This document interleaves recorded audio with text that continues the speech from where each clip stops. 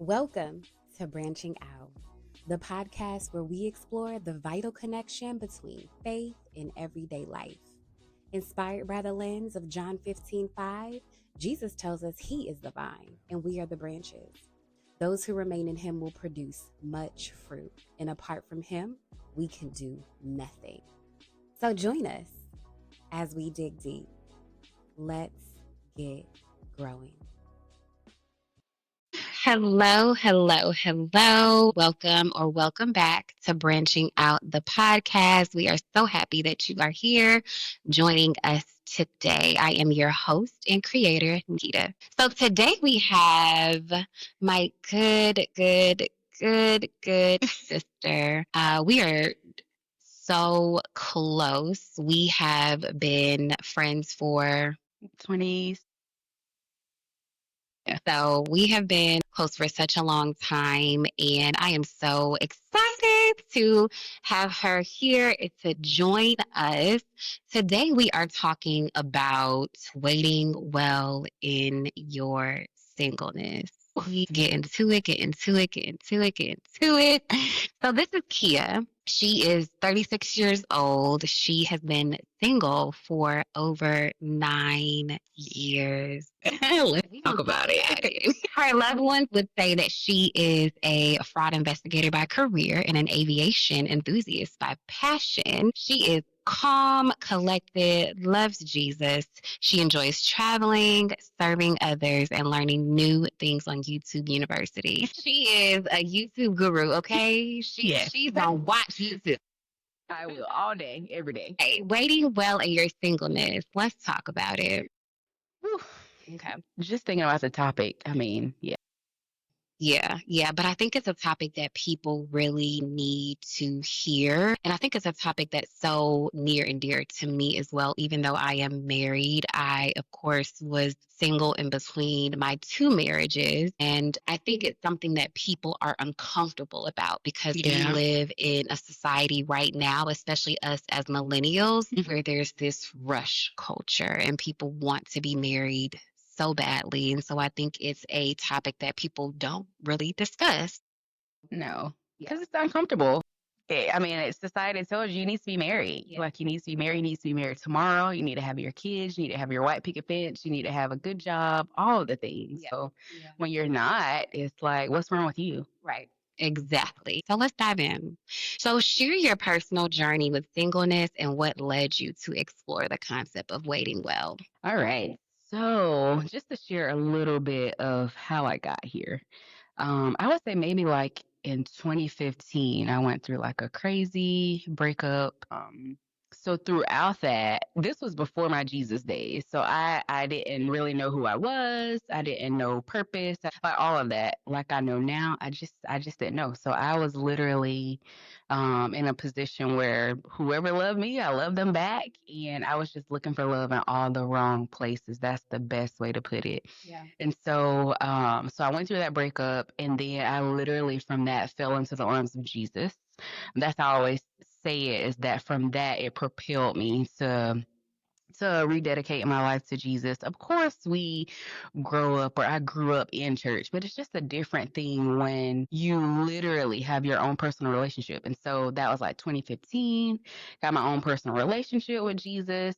I think it really took off from there to where I was, serving as small group leader and finance ministry, like building community with like where we met in a small group, Duluth small group with May as the leader. I think it's just one of those things where I didn't choose to be single for this long. Let's just say that. It was the Lord literally like pruning me like throughout those years and allowing me to see my worth, my value in his eyes, and not to just pick a mate just to pick a mate, whoever likes you, and just go with that. Like not really having the values as top of my list or making sure they love Jesus and all of that.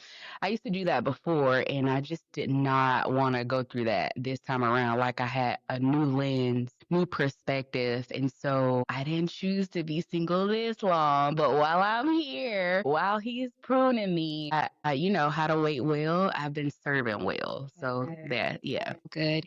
And I always hear that when you are wanting to be in relationship with someone, you need to serve. Yeah. You need to serve because you could very well meet your husband Yeah. while Yeah. you are serving. But I think that it also puts you in a heart posture of keeping Jesus first. Absolutely. You are out here intentionally looking for a relationship Mhm. and Jesus is on the back burner. When you get into that relationship, guess what's going to happen? Gonna crumble. And Jesus is going to be in the back. So Yeah. if you continue your heart posture of keeping Jesus first, when you meet that person, that will still be your heart. Mm-hmm. So I think that it's so amazing that you are serving and focusing on Christ in this season and in this moment. So how do you define waiting well? And why do you think it's an important perspective for those who are single? I think it's important perspective in general. I think it's important because if you are, if you are a person that I think community is super important, like throughout these years that I've been single. Now I've been dating people, going on dates, getting to know people, but they're just not my person. It hasn't worked out. And so in the meantime, like, instead of thinking, oh, well, it's me, I'm the problem. And I would say like earlier on, I thought, I was like, man, it's me, it's the problem. But then of course going through therapy, which is I think is very important throughout this season of Waiting Well, like getting to know me, who is Keayia, who God designed me to be, what He purposed me to do on this earth. Even if I never get married, I still have a purpose. Yeah. And so I think that is super, super important, and that everybody should understand that God created you on purpose for a purpose, not just to be a mother, not just to be a wife, but you are your own person and He created you for a purpose, for a reason as well, individually, like outside of the other things that you add. And so I think when I transform my mind in this season of Waiting Well, because Waiting Well, I'm like, what are you talking about? Waiting Well, I want to be married. Like I was one of those girls that I kept a boyfriend or I kept somebody phone number. I kept somebody on deck. Like my friends in college would say, "Girl, you always keep a boyfriend." I did, but that's when I didn't really know better. But now I do. I know better. I do better, and so I only want what's best for me and what is God centered. And so in the meantime, I'm gonna serve while I'm waiting. Serve others. That looks like babysitting for others, watching kids, watching nieces, nephews, watching godson, whatever that looks like. Serving in the community, like so many different things. Even within the 9 years, the Lord had brought it to me earlier. It's like, man, you've done so much. You've served so many. I went on 3 different mission trips. I've been a leader in different ministries throughout church. I've literally had different career changes throughout. And man, I just feel like I am so full. And I've traveled for so many different places. And so I'm full. Like I have to look for places and spaces where I can put everybody on the calendar because I really enjoy my community.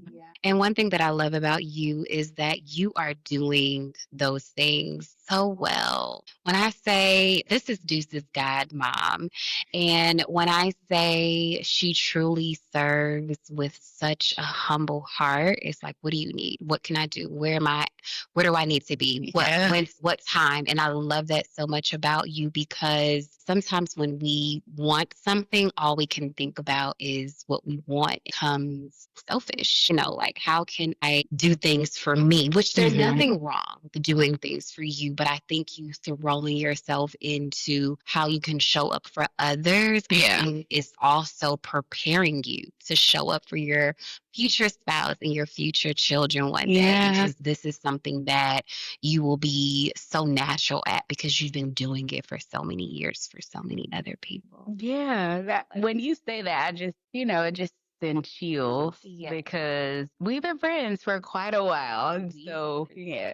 And throughout that, I've realized that I have not been in a relationship throughout our friendship. I had just got out of one when we first met. And so you haven't seen the girlfriend, the fiance, the wife, Keayia, but I have those characteristics in me where, I'm showing up for friends, for family, and I love to do it. And so although now there are moments where I'm like, man, I really, like, I still desire it, but it's not an idol in my life. And so how I did get over that is just serving, like just showing up, taking better care of myself, going to therapy, realizing that I'm not perfect, but I need to understand some of the things that I'm doing, why I'm doing it, and retraining my mindset on things. So yeah. Serve. Y'all hear Yeah. that? If y'all didn't hear nothing else, serve. Yeah. Serve. Yeah. I love that. So, what are some key lessons that you've learned during your time of waiting, and how have these shaped your approach to relationships and life? I think I covered some of it. It's kind of intertwined, but I would definitely say my faith journey has been, I can be type A and very structured a lot. So, just releasing control over my life. Like, this is one area where it's like, come on, Lord. Like, I feel like everything else has been orchestrated, but why am I not married yet? Like, you couldn't have told me like 10 years ago I wouldn't be married with kids right now. But I am in the exact place that I'm supposed to be in the right timing. And so just so having a community that's surrounding me, that check up on me, we hang out. Like, I have so many different girlfriends and married friends. Like, you're one of my married friends where I could go to you for anything, everything. And it could be me, you, and Miles having a conversation, and I'll get his male input. And I have several friends that are like that, like them and their husbands. That I'm like a sister that they really want to be married one day, and it's like, all right, I got somebody I can hook you up with. And so they've been trying to play matchmaker, but it just has to be the right timing and having an open mind, like. Get to know Keayia. Like, what do you like? What do you enjoy? Like, so throughout that, just learning me. Like, what did you purpose me to do? Yeah, yeah. You know? And two, I always believe that when you don't know who you are and who's before you get in a relationship. Now you are in this relationship and you're scrambling, trying to figure out who you are. Right. And so your identity changes and who you are changes, but whose you are will always remain the same. Absolutely. And so when you are single, it is your opportunity to get to know you. What do I like? What do I not like? What ticks me off? Yeah. And I think that those things are important. And so that if you do see, because those things that you have flaw in are only going to heighten. Yeah. It's a relationship and when you get married. And so I love that you're like, I'm learning me. That's the lesson in itself. I'm learning who I am and who I want to be so that when I do become attached to someone else in a marriage, my identity could already be confirmed. Right. And before I used to look for validation and the man that I dated or whatever. And so now I'm like, no, like I have a different perspective now. I know who I am and whose I am. And because of that, I'll be able to date from a healthy perspective and instead of, counting on them for my happiness when I should already be happy. Like if you're not adding to my happiness, I don't want it. And so that's kind of the perspective I have now. If you're not being an asset to me already, like I don't want it because I am whole and still growing with the Lord on my own. And so add to it, or I'll just continue to remain single. And so, yeah. Yeah. How does your faith play a role in your ability to wait well? Are there any specific scriptures or maybe even practices that have helped you? Man, my faith, like I said before, is extremely important. I know what it was like to not not believe in Jesus, but have a relationship with Jesus and how I used to date and be in relationships before. And man, it's like completely one of those in the beginning, one of the scriptures, I believe it is Romans 12:2, like do not copy the customs and behaviors of the world, but be transformed by the renewing of your mind. And man, it really helped me, especially in the beginning. It really, really helped me because I had to change my lenses. And the more that I immerse myself in the Lord and the more in the word and community and being regular at church and all of that stuff, it helped me. Like it gave me the drive. Before I didn't have boundaries. I didn't even know what that was. I was like, boundaries, what are you talking about? But now there's boundaries that I put in place that protects me and protects my heart, just protects me all around. And so, as a Christian, there are certain things that I will not subject myself to. You won't catch me on the phone all times of night, boot up 1, 2 in the morning, because I know what I used to do and I know what my triggers are. And so I can no longer do that anymore. There are certain things I do not watch on TV anymore. However, there is wholesome stuff that's out there now. So now my eyes and my ears are more trained to more wholesome stuff, family friendly versus, well, what is everybody in the world talking about? It's like, well, is that going to cause you to, stumble or any temptation?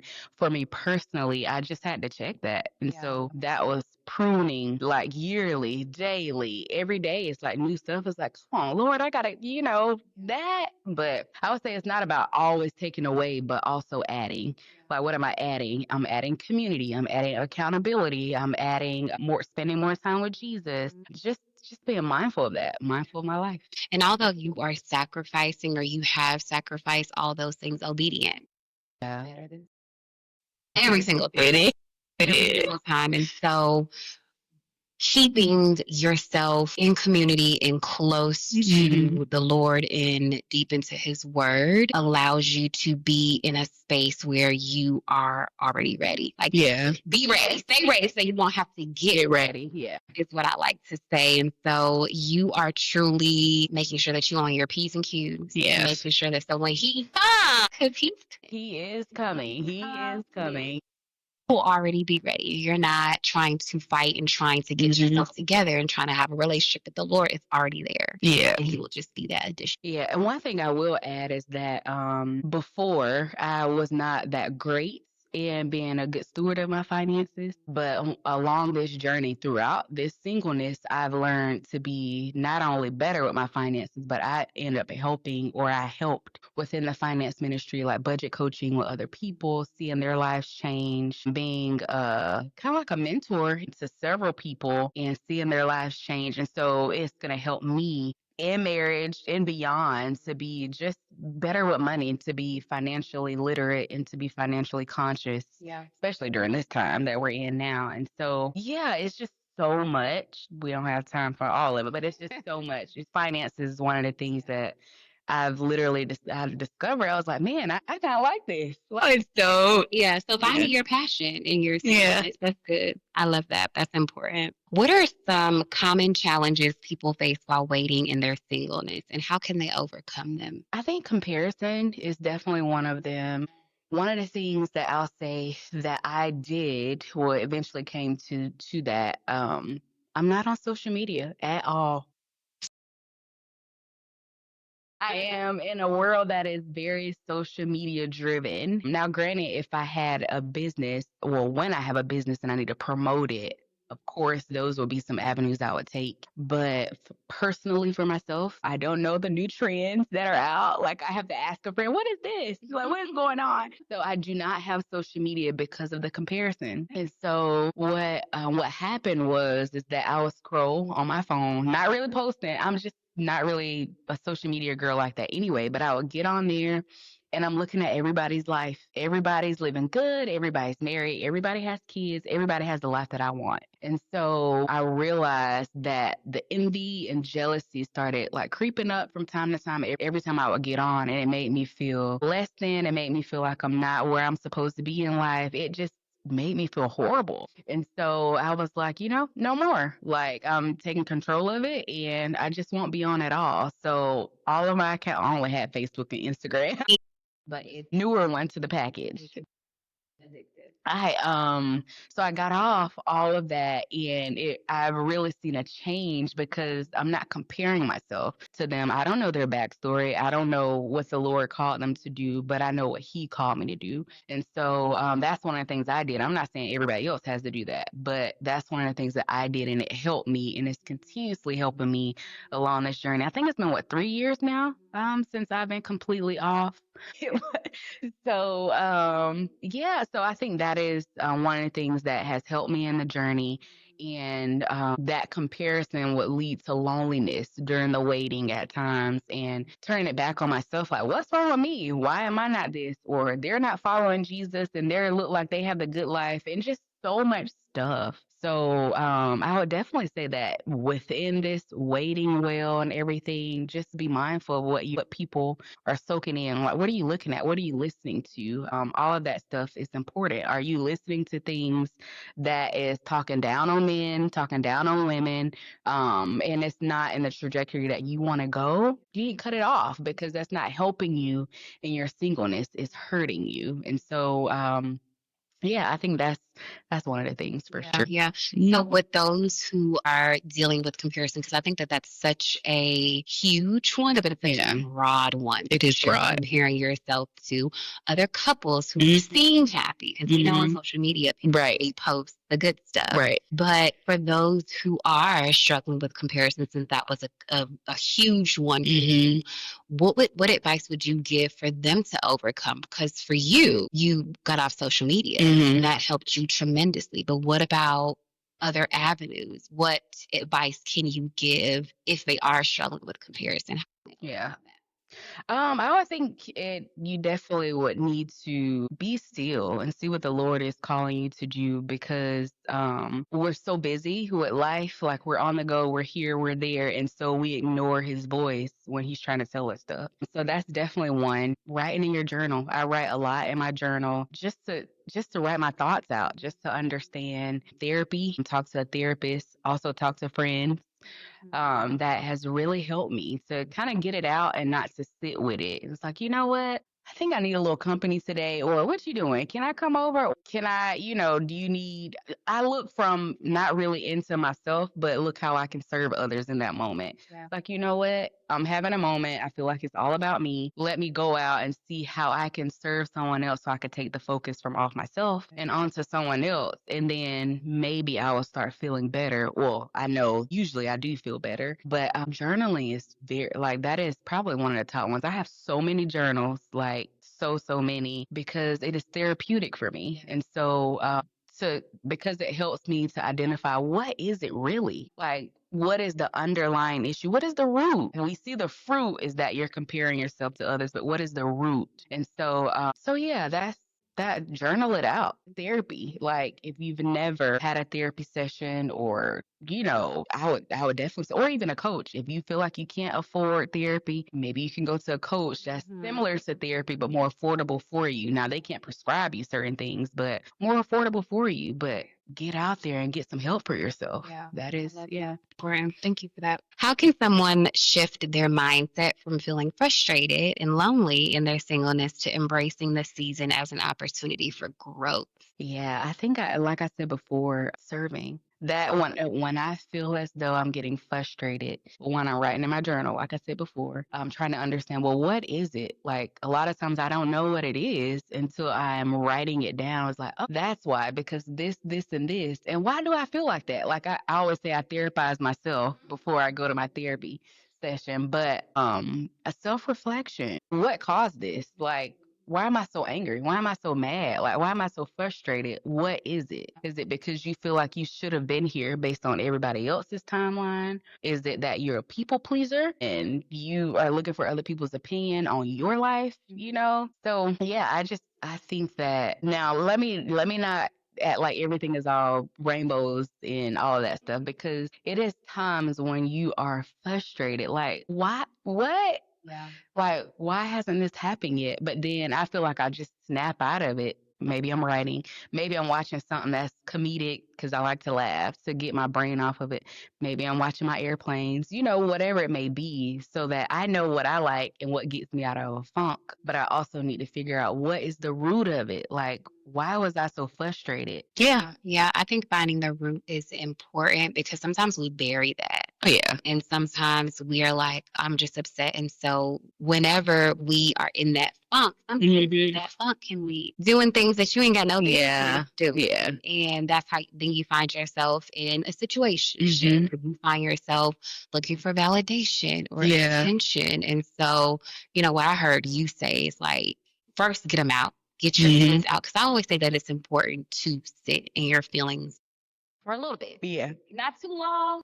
While stay there. I always say don't unpack and stay there. Like don't put your clothes in the drawer and your clothes in the closet. Yeah. It's like we just passing through. Right. This is That's a good analogy. passing through. And so it's okay to feel and allowing yourself to journal those thoughts and get it out. But then we need some action. Yeah. Like, let me go hang out with a friend. Let me go pour into my friendships and serve, like you mentioned. And so I think it's important to allow those feelings to be. Yeah. Also, what do I need to do next in result of that? Yeah, self-reflect. Maybe it's motivational stuff that you need to do. Maybe it's you putting all of that frustration into you in a gym, working out, or some hobby, finding a passion that you love. Or maybe it's just laying on your couch, watching one of your old shows and just laughing your life away. Like maybe it's that. And then you get back up and you're good again, but you have to get to the root of why. Yeah. That's good. That's good. How important is community? You've mentioned community before, but how important is community during the waiting period and what role does it play in supporting individuals who are single? Yeah, I think it is very, very important. I like to say that if I didn't have the community that I have from friends, married, single, my family, of course, I don't know what my life would be like. Like, honestly, because I like to say I live a full life now, and it is like being with my friends, my family, whether it is going on trips, whether it is birthday parties, whether it is brunch, whatever it may be. I look forward to that because I do everything else on my own. Like in my day to day, I am by myself. And so it's at times now, it's moments where I'm like, all right, I've been around too much people. I need to turn my brain off. But I understand that about me now.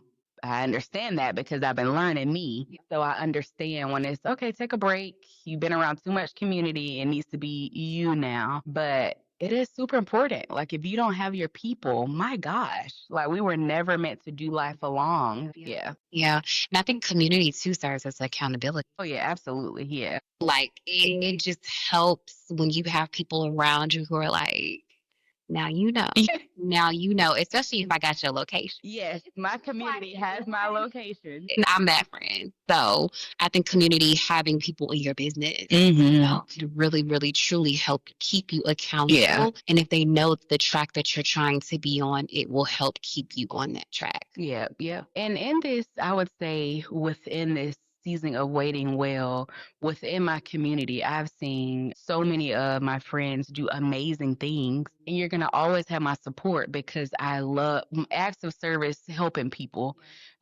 Is just one of the things where I like to show my love for my friends and for my family. So I'm usually the first one to arrive at whatever and the last one to leave because I'm just that it's a love language that I like to give to people that I love to show that I not only do I support you, I'm gonna encourage you along the way. If your idea doesn't really sound that great, but like, you know what? Let's go with it, but let's figure out along the way. Yeah, what we gonna do? Start that Airbnb. Okay, let's go. You want to decorate it? Okay, let's go. Let's do that. You want to start the podcast? All right, let's go. I don't know how to do all this tech stuff, but yeah, we'll figure it out. So I've learned that I am definitely so supportive within my community, but they support me, and so I just love it. It's super important. You got to have it. Yeah, yeah, that's good. How can waiting well prepare someone for future relationships? What qualities should they cultivate during this time? Qualities. Well, it's funny because I remember, how we all have our lists and the things that we want and a significant other and all of that stuff. And I have all mainly character-based qualities. And Yeah. so like kindness is super, super important and just but you have to know you. Like if you don't know who you are and whose you are, then some of the stuff you're gonna go in only looking for how someone can serve you instead Yeah. of you serving them. And so I think having a servant's heart, like are you humble? Are you kind? Are you loving? Are you gentle? Are you patient? Now, I still got to work on that patience We stuff, all you know, right, you know. But I think that's that type A that comes out within my career. It was like, all right, we got a deadline, but you know, just so I think those are definitely some important ones. Your faith journey, like being a woman of faith, it is important. Like, how's your prayer life? Are you a woman of your word? Like, if you say you're gonna do something, are you sticking to it? Like, are you being true to that? Mhm. So I think obedience to discipline, like there's so many different things Yeah. that There's we so could many just that you can sit name. right there. Yeah, like are you loving towards people? Do you treat the CEO different from how you treat the janitor? Or do you see them as people who the Lord also died for and you treat them the same? Like with respect Yeah. and love and kindness. And be who you're looking for. Exactly. That's Be who be you who are you're looking looking for. for. The person that you are now will show. Mhm. It's a mirror when you get into a relationship, let alone Yeah. a marriage. Yeah. Although if you are bitter and not kind, Yeah. angry all the time, Yeah. those things only increase. Now Mhm. that's like to test you, Right. or to trigger those weak spots. And so I think it's so important to be who you're looking for. Absolutely. Yeah. I definitely agree with that. I definitely agree with that. Yeah. All right. So, what final words of encouragement would you offer anyone who is currently navigating the challenges of singleness and waiting? What would you say to the people, those who are tired of waiting, those who are feeling unseen and that God has forgotten about them and they're trying to wait and they're trying to be patient? What would you say to them? I'm glad you asked this question, especially about being unseen, because I felt like for the longest, it's like, Lord, you don't see me? Are you hiding me? Like, what's going on? Like, I'm out here, but ain't nothing working out. But I really think that my advice that I would give, first and foremost, is that love on you. Like, fall in love with the Lord, whatever that looks like in your relationship, and allow Him to show you how He loves you. And so, with that, you won't accept anything less from anyone else. And so, what I've had to do on my journey is, like I said, surrounding myself with people who know me, who love me, who's rooting for me. Like it's super important because I know that they see me, they've seen the journey that I've been on. They know my character. And so I can't just bring any and everybody up to because I already know how Nikita's gonna be. No. So I think it's super important who you are yoked to, meaning whoever you marry is the second most important choice other than giving your life to Jesus that you'll make. And so I want to make sure that everyone makes it right, make the right choice and don't have to circle back. But even if you do, God redeems that as well. Yeah. Like you are seen, you are more than enough, you are loved. The Lord has not forgotten about you. He has a plan and a future for you, and He loves you so much. And so I just think that at times when we feel as though we can't move forward and we're feeling frustrated, write it down, figure out what it is. Maybe it's going to a therapy session. Maybe it's just hanging out with some friends. Or maybe you just need to kick back, relax, and enjoy that good show on TV that's going to make you laugh. So find out what makes you happy. Find out what you're passionate about.